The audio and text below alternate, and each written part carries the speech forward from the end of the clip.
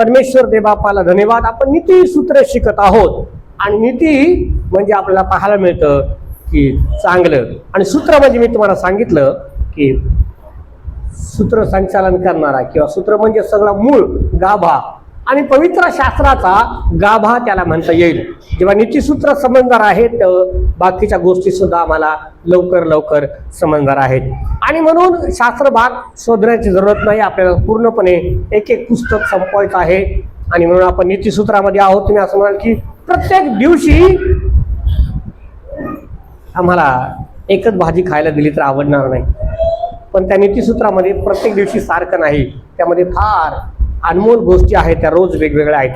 आणि देवाचं वचन रोज नव्यानं आमच्याकरिता वेगळं काहीतरी घेऊन येतं, हे आम्हाला समजलं पाहिजे. काय म्हटलंय त्याला? ज्ञान आणि अज्ञान यांच्याविषयी ते काय करत आहे? घोषणा करत आहे. पण पाहिलं काल परवा इलेक्शन होताना घोषणा करत होते प्रत्येक जण, प्रत्येक पक्ष. घोषणा करणं म्हणजे काय म्हटलंय? आरोळी देणं. घोषणा करणं म्हणजे काय? आरोळी देणं. त्याला आणखी काय म्हणता येईल? आमंत्रण. ज्ञान आणि अज्ञान याची घोषणा करत आहे, ते आरोळी मारत आहे. आमंत्रण पत्रिका आपण काढतो. कधी काढतो? आपल्याकडे प्रोग्राम आहे, लग्न आहे, आपण पत्रिका छापतो म्हणतो. सर्वांना काय झालं? आमंत्रण पोहोचलं का? वाढदिवस आहे, आपण म्हणतो सर्वांना आमंत्रण मिळालं का? घराचा कार्यक्रम आहे, आपण म्हणतो सर्वांना आमंत्रण मिळालं का? ज्ञान आम्हाला आमंत्रण करत आहे देवाकडे येण्याचं. अज्ञानही त्या ठिकाणी आहे. आणि मग काय घ्यायचं आहे आमच्या जवळ आहे. आणि जर काय म्हटलंय पहिल्या वचनामध्ये की ज्ञानानं आपलं घर बांधलेलं आहे. कोणी घर बांधलंय? ज्ञानानं. ज्ञानेश्वरने आपलं घर बांधले असं म्हणा. ज्ञानानं आपलं घर बांधलं आहे. घर बांधणं फार फार मोलाची गोष्ट आहे, लक्षात घ्या. घर जीवनातला अत्यंत महत्वाचा भाग आहे. आणि मग प्रत्येक माणसाला असं वाटतं माझं स्वतःच घर मला असावं, माझं स्वतःचं घर मला पाहिजे. आणि त्या घरासाठी तो रात्रंदिवस काय करत असतो? कष्ट करत असतो, तो झटत असतो. घर बांधलं आहे, घर बांधणं आणि घर टिकवणं फार महत्वाचं आहे. घर उद्ध्वस्त करणं फार सोपं आहे, एका क्षणात ते उद्ध्वस्त होतं. पण घर बांधलेलं घर टिकवणं फार महत्वाचं आहे. आणि घर कसा बांधावं लागतं, त्याला काय गोष्टींची गरज आहे, त्या गोष्टी आम्ही शिकणार आहोत. ज्ञान कोणाला म्हटले? कोणाला म्हटले ज्ञान? परमेश्वर. बोला हालेलुया. ज्ञान कोण आहे? परमेश्वर देव आहे. आणि देव काय करत आहे? आपलं घर बांधत आहे. देवाचं घर कोण आहे? मंडळी. कोण आहे देवाचं घर? मंडळी. जे विटानं मातीनं दगडानं बांधतो त्याला आपण फ्लॅट म्हणू शकतो, महाल म्हणू शकतो, घर म्हणू शकतो. ते घर तर आहेत, ते घर बांधणारे मिस्त्री आपल्याकडे आहेत. पण शास्त्र सांगतं देव, ज्याला ज्ञान म्हटलंय, तो देव आपल्या घराची काय करत आहे? बांधणी करत आहे. आणि नको असणाऱ्या गोष्टी तो काय करतो? काढून टाकतो. आता घर कशावर बांधले पहा. काय म्हटलंय? ज्ञानानं आपलं घर बांधलं आहे, त्याने आपले 7 खांब तयार केले आहे. किती खांब तयार केले आहेत? किती खांबावर घर बांधले? 7. मिस्त्रींना चांगलं ठावक असतं की हे इमारत उभी करायची आहे, याला किती खांब लागतील, किती पिल्लर तयार करावे लागतील. आणि ते 7 खांब त्यानं तयार केले आहेत. 7 अंक हा पवित्र शास्त्रामध्ये अत्यंत मोलाचा. पवित्र शास्त्र उघडतो, उत्पत्तीचं पुस्तक आम्ही उघडतो, आम्हाला पाहायला मिळतो परमेश्वरानं 6 दिवस काम केलं आणि 7व्या दिवशी विश्रांती घेतली. 7 दिवस आहेत.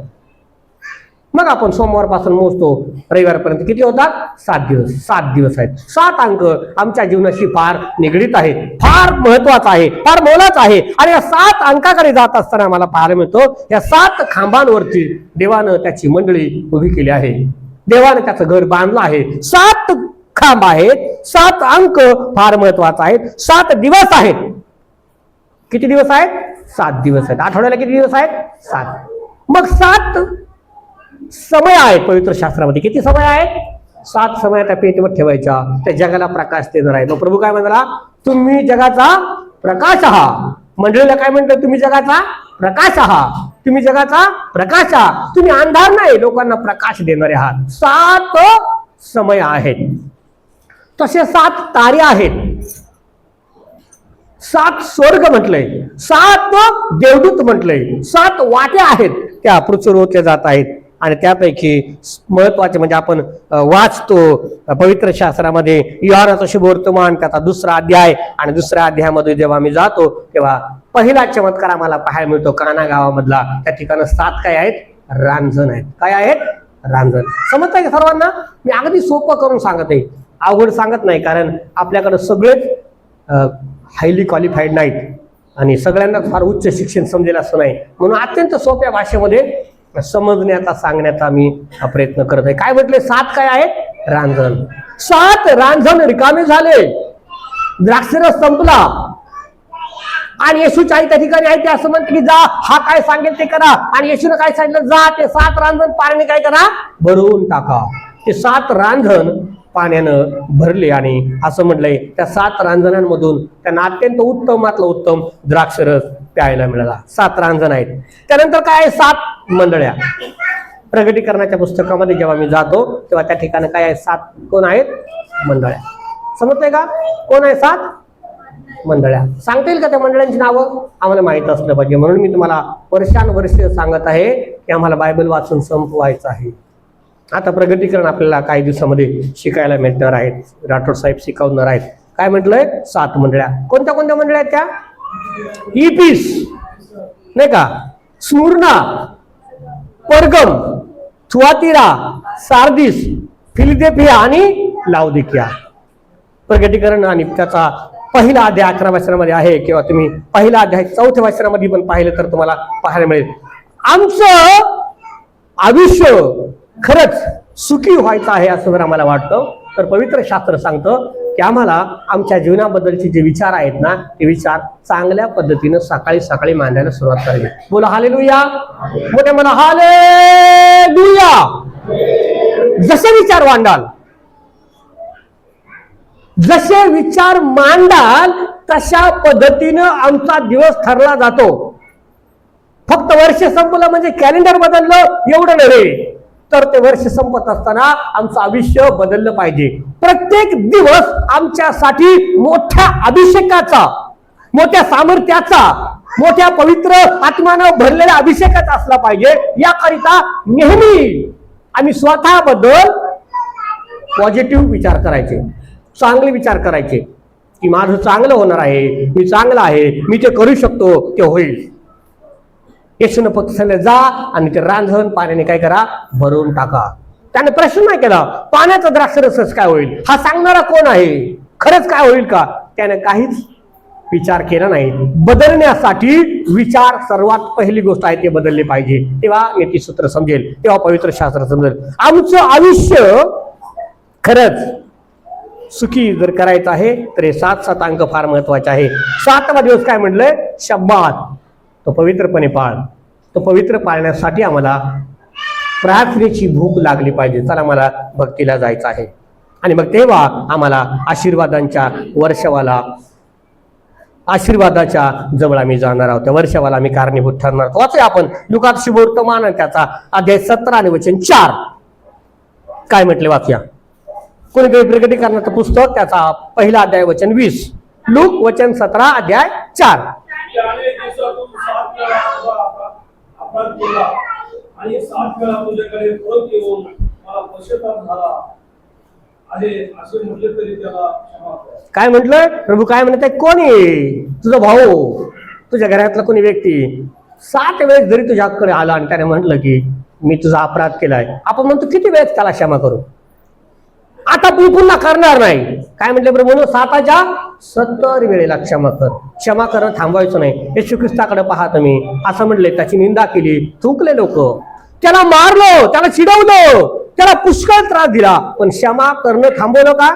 नाही. म्हणून मी सांगत आहे तुम्हाला की जेव्हा तुम्ही क्षमा करायला शिकाल तर मला सगळ्यात मोठा आनंद तुमच्या हृदयाला वाटेल की खरंच मी प्रभूच्या अधिक जवळ गेलो. बोलो हालेलुया. बोलो हालेलुया. शास्त्र सांगता मला प्रभूच्या वाटेकरीसाठी देवाने निवडलं आहे. शास्त्र सांगता मला प्रभूने आमच्याकरिता एक वाटा ठेवला आहे, आशीर्वादाचा वाटा ठेवला आहे. स्वर्गाच्या राज्याच्या तुम्ही भागीदार आहात. असं म्हणतो तुम्ही राष्ट्रीय याजक गण आहात. तुम्ही माझे निवडलेले राष्ट्र आहात. तुम्ही माझे निवडलेले लोक आहात. तुम्ही पुत्र आणि कन्या आहात. कोणाच्या? परमेश्वराच्या, आणि तो प्रभू सांगत आहे की जर आम्ही पुत्र आणि कन्या आहोत तर आम्हाला काय शिकलं पाहिजे? क्षमा करायला शिकलं पाहिजे. तर आम्ही क्षमा करत नाही, लक्षात घ्या, तर आम्ही देवाच्या राज्याचे वाटेकरी कधीच होणार नाही. मग राग आहे, हेवा आहे, मत्सर आहे, कलह आहे, भांडण आहे, समस्या आहे, तर आम्ही देवाच्या सेवेपासून पुष्कळ दूर आहोत. शास्त्र सांगतं त्यानं आपलं घर बांधलंय. कोणी घर बांधलं आहे? ज्ञानानं. कोण आहे तो? देव आहे. घर कोण आहे? मंडळी आहे. आणि ही मंडळी बांधत असताना तो काय सांगत आहे? 7च्या 70 वेळेला सुद्धा आपल्या भावाला तो काय कर? क्षमा कर. कदाचित तो असं म्हणजे मला घाबरला. घाबरण्याचं मोठं दाखवण्याचं आहे. काय म्हणते? तू क्षमा कर, देव तुला मोठं करणार आहे.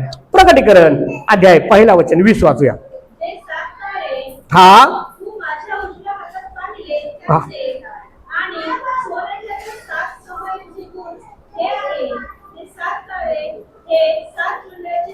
पहा काय म्हणते? 7 तारे हे 7 मंडळांचे दूत आहे. ही ख्रिस्ताची मंडळी आहे, लक्षात ठेवा. शास्त्र सांगतो जो कोणी माझ्या मंडळीचा नाश करेल मी त्याचा काय करेल? नाश करेल.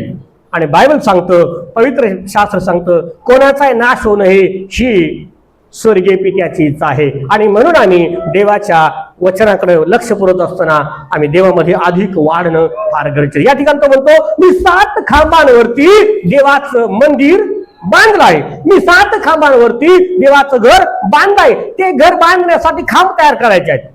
लक्षात घ्या, काय तयार करायचं आहे? खांब. आता हे खांब तयार करत असताना सुतार काय करतो? लाकूड आणतो, लगेच उभं करतो का? जेव्हा ते लाकूड आणलं असतं तेव्हा त्याला साल आहे, काटे आहे, ते वेडवाकडं आहे, ते मापात नाही, ते कमी जास्त आहे, त्याला तासलं जातं, कापलं जातं, करवतीने कापलं जातं, रंध्याने साळलं जातं. आणि साळून त्याला कला कृतीनं कुशल कारागिरानं अत्यंत सुंदर आकारानं डिझाईननं सुंदर खांब तयार होतो. आणि मग लोक म्हणतात की बापरे किती सुंदर कारागिरी या खांबावर केली, किती सुंदर खांब आहे. आणि मग त्याचा जो कचरा निघतो त्याला काय म्हणतो आपण? भुसा. भुसा ठेवतो का साठवून? लगेच भुसा निघाला कपाटात ठेवा असं म्हणतो का? काय म्हणतो सुतार? शिव काय करा? जाळाला घेऊन जा, चुलीला सरपण म्हणून घेऊन जा. पण खांबाला काय करतात? तो घरासाठी वापरला जातो. मग म्हणतात की किती सुंदर खांब आहे. शास्त्र ते सांगतं आमच्या जीवनातले दुर्गुण देवाला म्हणायचं आहे, देवा काय कर? तू काढून टाक. कदाचित मी रागिष्ट आहे, देवा मला नम्र बनव. कदाचित मी स्वार्थी आहे, तेव्हा माझा स्वार्थ निघून जाऊ दे. सगळे दुर्गुण जेव्हा जातात आणि मग म्हणजे 7 दूत त्या मंडळांचा प्रकाश आहे. ह्या ज्या मंडळ्या आहेत त्या मंडळांना परमेश्वरानं आपलं घर म्हटलंय. ह्या मंडळीला परमेश्वरानं आणखी काय म्हटलंय? वधू म्हटलंय. मंडळीला काय म्हटलंय? वधू म्हटलंय. तो येणार आहे, पुढे आपण पाहणार आहोत. पण या 7 मंडळांबद्दल पहा. 7 देवदूत आहे आणि ते देवदूत कदाचित देवानं तुम्हाला आणि मला निवडलंय की जगाला प्रकाश देणार. म्हणून तो म्हणतो की दिवा लावून कोणीही मापाखाली तो कुठे ठेवतात? दिवठणीवर, कारण तो जगाला काय देईल? प्रकाश देणार आहे. आणि म्हणून म्हटलंय की आम्हाला देवाला पुढे गेलं पाहिजे. 7 पिढ्या आहेत. आणि मग असं म्हटलंय की परमेश्वर जेव्हा आम्ही देवाच्या विरोधात जातो तेव्हा त्या पिढ्या आमच्यासाठी तयार होतात. प्रगटीकरणाच्या पुस्तकात ती गोष्ट आहे. 15 अध्याय आणि वचन 1 मध्ये, 30 अध्याय वचन 1 मध्ये. आणखी आपण पुढे वाचणार आहोत. मत्तई वर्तमान याचा 18 अध्याय आणि वचन 21.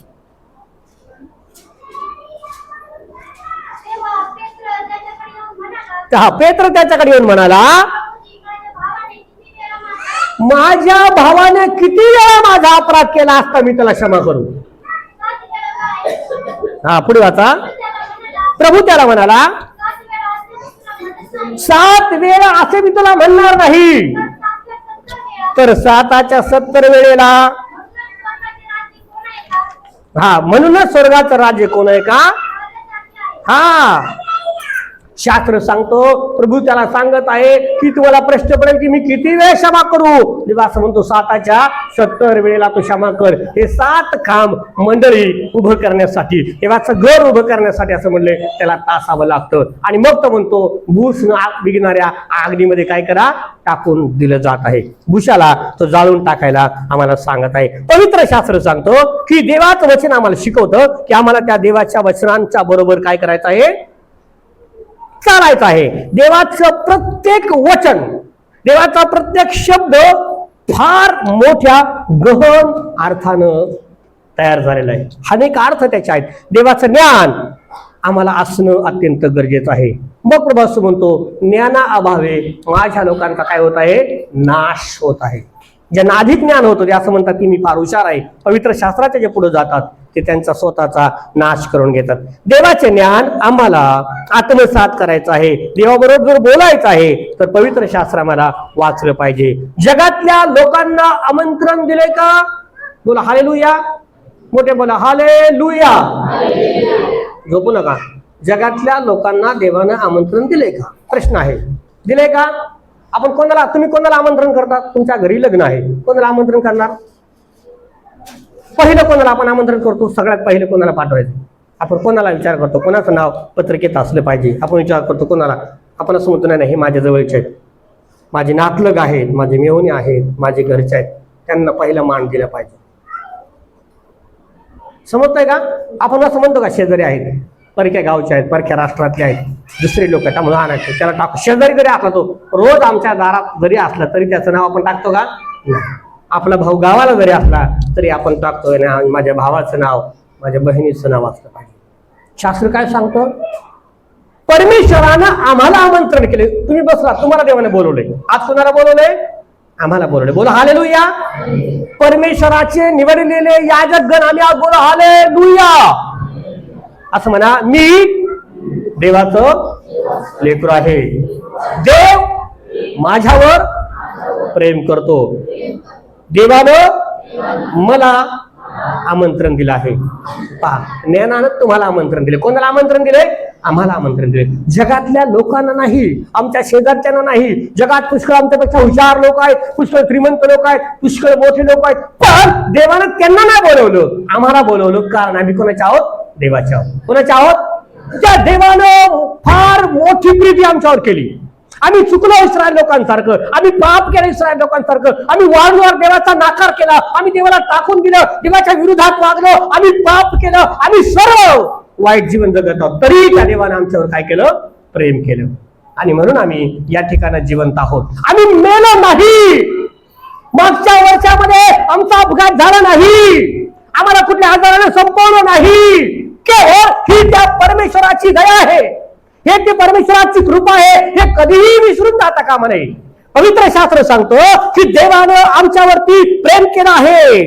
देव आमच्या प्रत्येक लेकरावरती प्रेम करतो आणि म्हणून हे आम्हाला समजून घेतलं पाहिजे की त्या देवाला आम्हाला आनंदित करायचं आहे, त्या देवाला आम्हाला संतुष्टित करायचं आहे. आणि हे जे 7 खांब आहेत, खांब तयार करण्यासाठी पुष्कळ वेदना होतात. त्या लाकडावर घाव केले जातात, त्याला तलवारीने कापलं जातं, त्याला करवतीनं कापलं जातं, त्याला रंध्याने घासलं जातं. शास्त्र सांगतो देवाचं वचन शिकत असताना, देवाच्या मंडळीचं कारभारी पण करत असताना, देवाच्या आज्ञा पाळत असताना, देवाकडे येत असताना अनेक प्रकारचे संकट येतील, अनेक प्रकारच्या संकटांना सामोरे जावं लागेल. पण त्या सर्व परिस्थितीमध्ये आम्हाला टिकून राहणं अत्यंत गरजेचं आहे. शास्त्र सांगतं जे आम्हाला आशीर्वाद देतात त्यांना आम्ही आशीर्वाद दिला पाहिजे. आशीर्वाद घेण्यासाठी फक्त एकच गोष्ट आहे आणि ती म्हणजे परमेश्वर देव बाप. शेवटी आमच्या लक्षात येईल की आम्ही देवापासून कुठे आहोत. आम्हाला आमंत्रण दिलंय. कशाचं आमंत्रण आहे? बोला, कशाचं आहे? ज्ञानाचं. ज्ञानानं आम्हाला लक्षात, ज्ञान कोण आहे? परमेश्वर. ज्ञानानं आम्हाला आमंत्रण दिले. कशाचं? समजतंय का? नाही, पुढे वाचा. मग समज, दुसरं वचन वाचा, दुसरं वचन वाचा, तुम्हाला समजेल. ज्ञान हा कोण आहे? परमेश्वर आहे. मग या ज्ञानाने आम्हाला आमंत्रण दिले. कशाला दिलंय? तुम्हाला आमंत्रण दिले सगळ्यांना, पण आम्हाला माहितच नाही. तर काय होणार? काय खरं बाबा, काय कशाला बोलवले मला माहित नाही. भीती निर्माण होते मनामध्ये की काय करायचं आता. पण जर माहित असेल तर मग त्या तयारीने आपण जातो. वाचा म्हणजे समजेल. त्यानं आपले पशु कापिले आहे, त्याने आपला द्राक्षरस मिसळला आहे, त्याने आपलं मेजही पाडून तयार केले आहे, त्याने आपल्या दासी पाठवले आहे. हा, जो कोणी भोळा आहे तो इकडे वळव. बुद्धिहीन आहे त्याला ते म्हणते, हा. माझी भाकर खा आणि मी मिसळलेला द्राक्षरस पी. भोळ्यांनो, तुम्ही आपली भोळेपण सोडा व वाचा आणि सुज्ञते तो म्हणतो भोळ्यांना आपला भोळेपण सोडा. आणि आता देवाचं वचन वाचा कशाचं आमंत्रण दिले समजताय का? कोकऱ्याच्या लग्नाचं. बोलो हालेलुया. मोठे बोला हालेलुया. मोठे बोला हालेलुया. हालेलुया. तुम्हाला आणि मला देवानं त्याच्या लग्नाचं आमंत्रण दिलं आहे. त्यानं त्याची वधू तयार करत आहे, नवरी तयार करत. ही नवरी कोण आहे? मंडळी आम्ही आहोत. कोण आहे? आम्ही तयार आहोत का लग्नाकरिता? आम्ही हा विचार करायचा. जर तयार नसेल तर लग्न होईल का? लग्न होणार नाही. लग्नासाठी देवानं आम्हाला आमंत्रित केले आणि आपले पशु त्याने कापले. हे पशु कोण आहेत आम्हाला समजलं पाहिजे. खांब कोण आहे समजलं का? बोला समजलं का? 7 खांब कोण आहेत?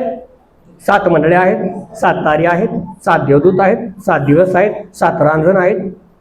पुष्कळ ज्या 7 गोष्टी आहेत त्यात तुम्ही आणि मी आहोत. आणि मग पुढे तो म्हणतो त्यानं आपले पशु कापिले आहेत. हे कोण आहेत पशु?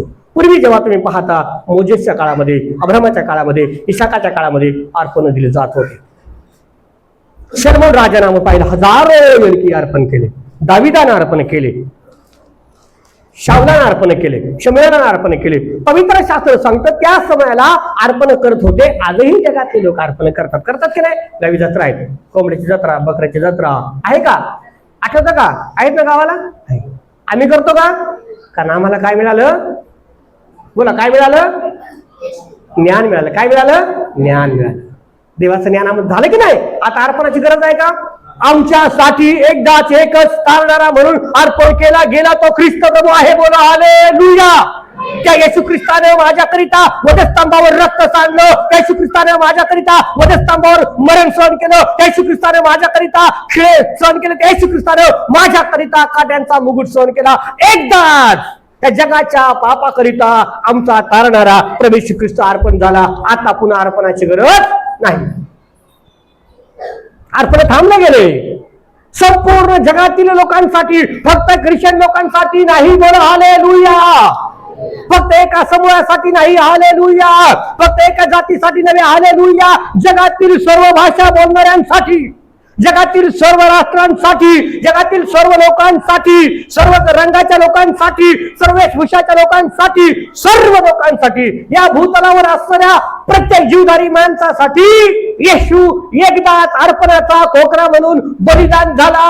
आता अर्पणाची गरज नाही.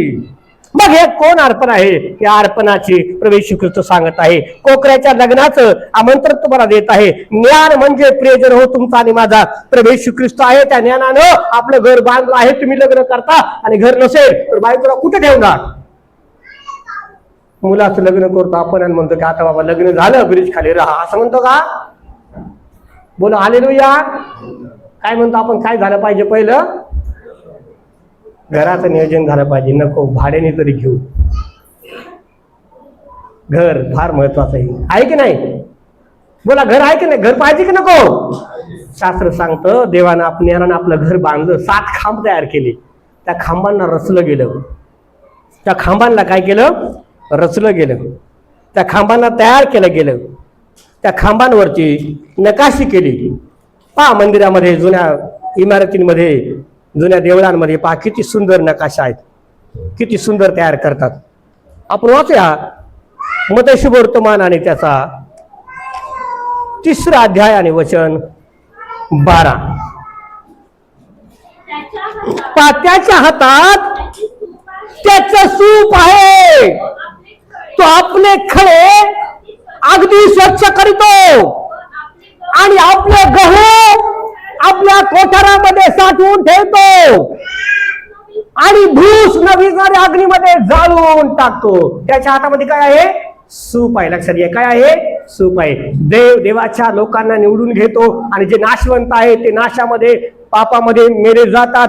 सर्व प्रकारच्या आजारामध्ये मेले जातात, संकटामध्ये मेले जातात, वर्षानुवर्ष ख्रिश्चन जीवन जगतात, पण कुठल्याही प्रकारचा बदल घडत नाही, कुठल्याही प्रकारचा आशीर्वाद मिळत नाही, कुठल्याही प्रकारची शांती मिळत नाही, घरामध्ये आनंद राहत नाही, संसारामध्ये आनंद राहत नाही, जीवनामध्ये आनंद राहत नाही. सकाळी उठल्याच्या नंतर भांडण आहे, सकाळी उठल्यानंतर बायकोची किरकिर आहे, सकाळी उठल्यानंतर पोरांची किरकिर आहे, सकाळी उठल्यानंतर सर्व प्रकारचं टेन्शन आहे, कर्जाचं टेन्शन आहे, आजाराचं टेन्शन आहे, सर्व समस्याने त्याचं जीवन भरलं आहे. कारण त्याचा खांब पवित्र शास्त्र सांगतो देवाच्या घराला लागलेला नाही. बोलो हालेलुया.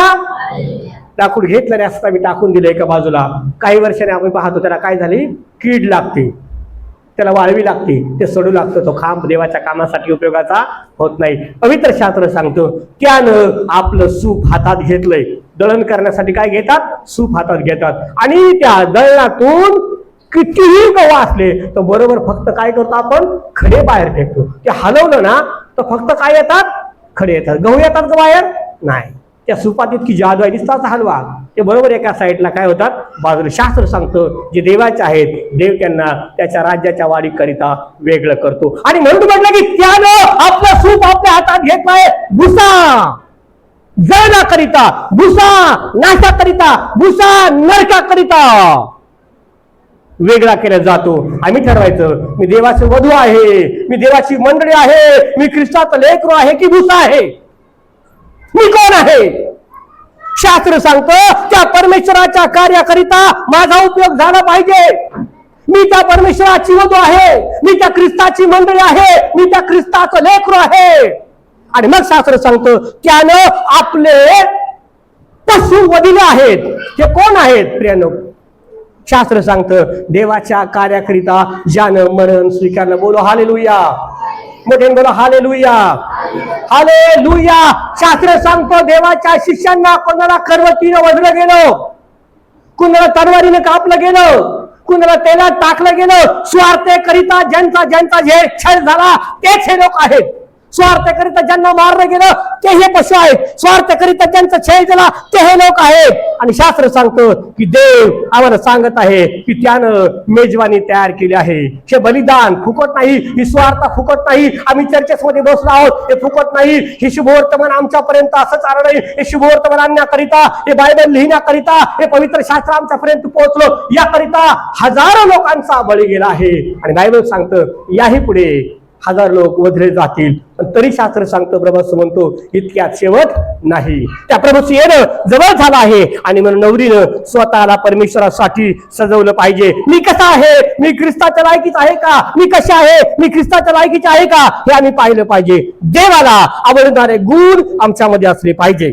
देवाने आमच्याकरिता हात मारावी, आम्हाला आमंत्रण द्यावं, याकरिता आम्ही स्वतःची तयारी केली पाहिजे. शास्त्र सांगतं पहा, मग देव आम्हाला आशीर्वाद दिल्याशिवाय राहणार नाही. सगळा भुसा एकत्र करून असं म्हटलंय तो अग्नी टाकला जाईल. आपण भुसा नाहीत, आपण देवाचा घराचा खांब आहोत, हे लक्षात घ्या. दुसऱ्या वचनामध्ये म्हटलं की त्याने आपले पशु वधले आहेत. आणि हे पशु कोण आहेत, जे पवित्र शास्त्र सांगतं देवाच्या लोकांचे आत्मे आहेत. वाचा प्रकटीकरणाचं पुस्तक त्याचा 6वा अध्याय वचन 9. त्याने 5वा शिक्का फोडला, तेव्हा मी वेदी खाली आत्मे पाहिले. ते आत्मे देवाच्या वचनामुळे व त्यांनी जी साक्ष दिली होती तिच्यामुळे जीवे मारलेले लोकांचे होते. कोण आहे ते पशु, देवाच्या सेवेसाठी मारले गेले लोक, प्रभूचे शिष्य आहेत. जगात अनेक सेवक आहेत. जेव्हा मी सेवकाच्या बद्दल बोलतो तेव्हा मी कोणाच्या बद्दल बोलतो, परमेश्वराच्या बद्दल बोलतो. शास्त्र सांगतं की आम्ही देवाच्या विरोधामध्ये बोलतो, मग आम्ही नरकाच्या वाटेला वाटचाल करत असतो. पवित्र शास्त्र सांगतं इब्री लोकास पत्र त्याचा अध्याय 11 वचन 23 आम्ही वाचूया. तिथे काय म्हटलंय, इब्री लोकास पत्र अध्याय 11 वचन 23.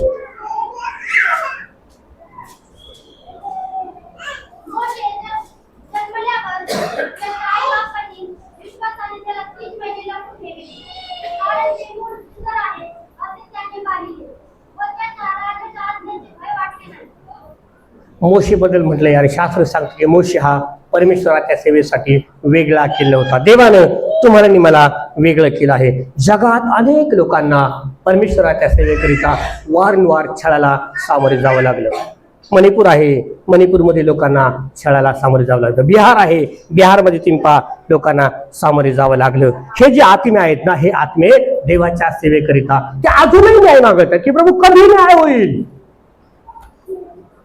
कधी तू आमचा न्याय करशील, किती काळ अजून आम्ही छळ सहन करणार, किती काळ आम्ही त्रासात जाणार. प्रभू म्हणतो आणखी थोडा समय आहे, आणखी थोडा समय तुम्हाला सोसायचा आहे. असं म्हटलंय.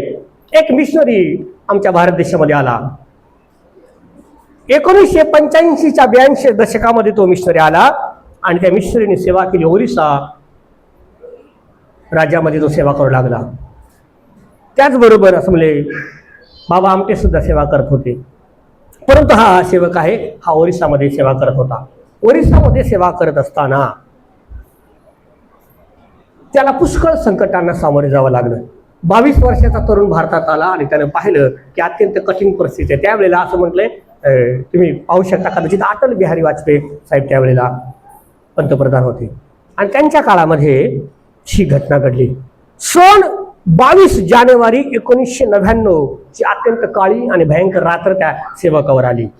त्यानं काय केलं म्हणून त्याला इतकं कठीण मरण आलं. त्यानं काय केलं म्हणून की त्याला संकटाला सामोरे जावं लागलं. त्यानं कुष्ठरोग्यांची सेवा केली. काय केलं? कुष्ठरोग, माहिती ना, कुष्ठरोग झाल्यानंतर हाताला पायाचे बोट झडले जातात, त्यांना पट्ट्या बांधल्या जातात आणि घरच्या लोक सुद्धा, जेव्हा घरचे लोक कुष्ठरोग जर झाला ना, घरातले माणसं सुद्धा त्या माणसाला घरी ठेवत नाही, हाकलून देतात. आणि ह्या सेवकानं भारतात येऊन, ते ऍक्च्युली भारतातलं काम होतं, भारतातल्या लोकांनी करायला पाहिजे होतं, पण तो परदेशातून ऑस्ट्रेलियामधून येऊन तो सेवक काम करत आहे. आणि त्या सेवकाचं नाव आहे, तुम्हाला माहित असेल, ग्रॅम सेन. त्या सेवकानं भारतात येऊन सेवेला सुरुवात केली आणि भारतातल्या लोकांनी काय केलं माहिती ना, त्याला जाळून मारलं. 22 जानेवारी 1999 ची रात्र असं म्हटलं तर सेवा करणारा सेवक, त्याने भारतामध्ये जवळपास 30 वर्षे सेवा केली. त्याचे 2 लेकर आणि तो एकदा सेवेला जात असताना, सेवा करत असताना रात्र झाल्याने म्हणून ते एका ठिकाणी रात्रीचे चर्चच्या बाहेर गाडीमध्ये झोपले. लोकांनी ते पाहिलं आणि असं म्हटलं की तलवारी, भाले, कुऱ्हाडी घेऊन त्यांच्या गाडीवर आक्रमण केलं. गाडी फोडली, दगडांनी मारलं, भाल्याने भोकसलं. ते पळून जात होते ना, म्हणून भाल्याने भोकसलं. ते तिघं बापले की एकमेकाला कवटाळून त्या ठिकाणं थांबले आणि गाडीवरती रॉकेल वतला आणि गाडी पेटून गेली. संपूर्ण महाराष्ट्र त्यावेळेला दुःखामध्ये होरपळला गेला, संपूर्ण देश दुःखामध्ये होरपळला गेला. आणि शास्त्र सांगतं की त्या सेवकाला काय केलं, जाळून मारून टाकलं. त्यांचा मुलगा तिमथी आणि त्यांचा एक मुलगा फिलिप, असं म्हटलं की त्यांचा मुलगा फिलिप हा 10 वर्षाचा होता आणि तिमथी 7 वर्षाचा होता. ह्या लोकांनी पाहिलं ना की ते लहान लेकर आहेत, त्यांना तरी सोडून द्या, त्यांचा काय दोष होता? त्यांचा काही दोष नसताना सुद्धा त्यांनाही मारून टाकलं. द्वेष, हेवा, सैतानाने जेव्हा मन पकडलं जाताना त्यांना काही दिसत नाही. त्या माणसानं काय केलं होतं? फक्त प्रभूची सेवा केली, लोकांना ख्रिस्त सांगितला, कोणाचं धर्मांतर नाही केलं, फक्त बायबल शिकवलं आणि कुष्ठरोग्यांची सेवा केली. आपल्या घरातल्या माणसाला झालेला आजार आपण त्याला सांभाळत, आपण हाकलून देत आहे, पण तो मनुष्य सेवा करत आहे. त्याच्या बदल्यामध्ये त्याला काय दिलं? मरण. हे अत्यंत क्रूर आणि वाईट मरण. जग अशा पद्धतीत आहे. प्रियजन, पवित्र शास्त्र सांगतं हे भोजन आहे, हे ते पशु आहेत देवाच्या कार्यासाठी वधले गेलेले. आणि म्हणून आम्ही जेव्हा सेवा करतो तेव्हा आम्हाला खात्रीनं संकटांना सामोरे जावं लागेल. पण लक्षात असू द्या, त्या सर्व परिस्थितीमध्ये परमेश्वर देव तुमच्या बरोबर आहे. त्यांच्या पत्नीला जेव्हा त्याने विचारलं तेव्हा ती असं म्हणाली की परमेश्वराला धन्यवाद, माझे पती, माझे लेकर देवाच्या कार्यासाठी उपयोगात आले. तिने क्षमा केली, ती आपल्या देशामध्ये निघून गेली. आणि आपल्या देशानं ज्यानं मारलं होतं त्या लोकांना नंतर आधी ठरवलं फाशी द्यायची आहे, नंतर ठरवलं जन्मठेप द्यायची आहे ना, आता कुठे आहेत काय पत्ता नाही, नंतर सोडून दिलं. अशी परिस्थिती आहे. परंतु पवित्र शास्त्र मात्र आम्हाला सांगतं की जे जे लोक प्रभूच्या कार्याकरिता मरण पावले त्यांचं मरण व्यर्थ जाणार नाही. आणि म्हणून आम्हाला देवाच्या वचनाचं बारकाईनं मनन करणं फार गरजेचं आहे. पवित्र शास्त्र आम्हाला काय सांगतं त्याकडे शिकणं आम्हाला फार गरजेचं आहे. आणि म्हणून आम्ही कोणीही फार मोठे आहोत असं नव्हे. कोणीही असं म्हटलंय की आम्ही गर्वानं फुगून जाऊ नये, तर नम्रतेने देवाच्या पवित्र चरणाजवळ जाऊन देवाला धन्यवाद करावा. त्या ग्रॅप्सनची साक्ष मोबाईलवरती आहे, तुम्ही पहा. मी सगळी सांगितलं नाही तुम्हाला. अत्यंत भयंकर कठीण परिस्थितीमध्ये त्यांना मारलं गेलं. तुम्ही विचार करा, कल्पना करा, आपले डोळे बंद करा आणि विचार करा की आम्ही जिवंत आहोत आणि कोणीतरी भाऱ्याने बोसत आहे, कोणीतरी दगड मारत आहे, मोठा आवाज करत आहे. बाजूला त्याने नाच गाणं लावलं, या लोकांचा आवाज पोहोचू नये आणि ते पळू नये म्हणून त्यांना गाडीमध्ये बंद केलं आणि गाडीवर रॉकेल टाकून पेटवून दिलं. शास्त्र सांगतं प्रभूच्या सेवेसाठी अनेक सेवकांना, अनेक लोकांनी अत्यंत कठीण मरण स्वीकारलं. पण बायबल सांगतं की त्या प्रत्येकाचं मरण व्यर्थ जाणार नाही, कारण ही मंडळी कोणाची आहे? ख्रिस्ताची आहे. ही मंडळी कोणाची आहे? ख्रिस्ताची वधू आहे. तो प्रभू सुद्धा आमच्यासाठी मरण पावला, हे कधीच आम्ही विसरून जाता कामा नये. दे बापा मला या वचनांच्या कर्वे आशीर्वादित करो. आमेन. आपण पुढे